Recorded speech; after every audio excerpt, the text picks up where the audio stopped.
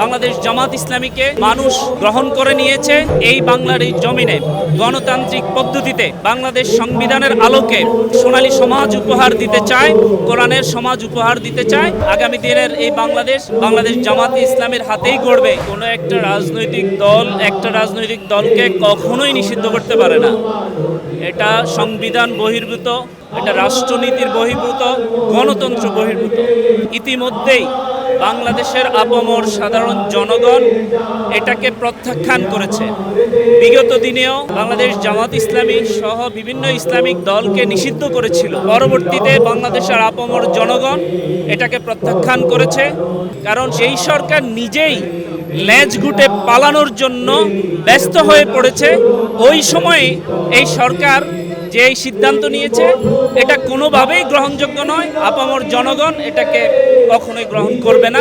বাংলাদেশ জামাত ইসলামী বিশ্বাস করে ওমা খালাকতুল জিন্না ওয়াল ইনসা ইল্লা লিয়াবুদুন। আমাদের প্রতিপালক আল্লাহ রাব্বুল আলামিন আমাদেরকে সৃষ্টি করেছেন শুধুমাত্র কেবলমাত্র তার ইবাদত বন্দেগী দাসত্ব করার উদ্দেশ্যে। আর এই উদ্দেশ্যকেই বুকে ধারণ করে বাংলাদেশ জামাত ইসলামের লক্ষ লক্ষ নেতাকর্মী, এবং তারা এই বাংলার এই জমিনে গণতান্ত্রিক পদ্ধতিতে বাংলাদেশ সংবিধানের আলোকে একটি সোনালী সমাজ উপহার দিতে চায়, কোরআনের সমাজ উপহার দিতে চায়।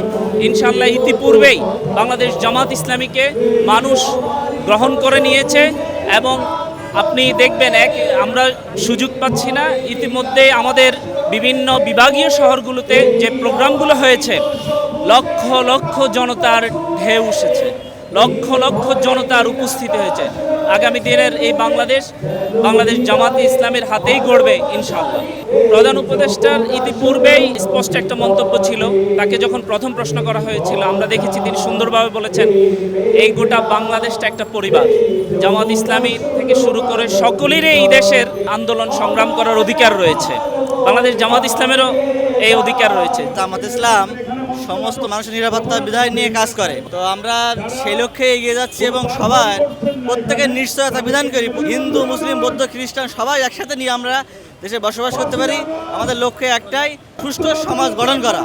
আমরা সুষ্ঠু সমাজ গঠন করার লক্ষ্যে এগিয়ে যাচ্ছি এবং নারায়ে তাকবীর আল্লাহু আকবার, এটা মুসলমানদের স্লোগানের মাধ্যমে এই সরকারকে আমরা বিতাড়িত করেছি এবং নতুন স্বাধীনতা অর্জন করেছি। তারা সংগঠিতভাবে আমাদেরকে দামিয়ে রাখার জন্য অনেকভাবে চেষ্টা করেছে, কিন্তু আমাদেরকে দামিয়ে রাখতে আমাদের শক্তি, আমাদের জনশক্তি, আমরা দেখছেন যে আমাদের জনশক্তি আমাদের কত জনবল, এটা কখনো দামে রাখা সম্ভব না।